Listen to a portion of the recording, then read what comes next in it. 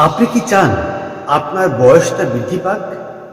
আপনি কি এইটাও চান যে আপনার বয়স বাড়ার সাথে সাথে আপনার তাকদীরেরও পরিবর্তন ঘটুক?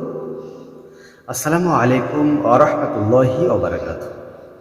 বিসমিল্লাহ, আলহামদুলিল্লাহ, ওয়াসসালাতু ওয়াসসালামু আলা রাসূলিল্লাহ, আম্মা বাদ। সম্মানিত সুধী, আজকে গুরুত্বপূর্ণ একটা হাদিস নিয়ে আপনাদের সামনে উপস্থিত হয়েছি। সেটা হলো নিজের তাকদীর পরিবর্তন করা এবং নিজের আয়ুটাকে বা হায়াতটাকে বাড়িয়ে নেওয়া। তাহলে চলুন কথা না বাড়িয়ে আমরা সরাসরি হাদিসটা শুনে আসি। হাদিসটা আপনি পাবেন তিরমিজিতে।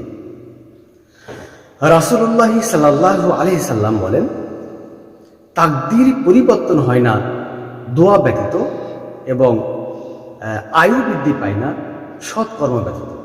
সুবহানাল্লাহি ওয়া বিহামদিহি সুবহানাল্লাহিল আযীম। সুতরাং এই হাদিস থেকে আমরা যেটা জানলাম যে যদি আমরা নিজের হায়াতটাকে বাড়াইতে চাই, নিজের আয়ুটাকে বাড়াইতে চাই, তাহলে অবশ্যই সৎকর্ম করতে হবে।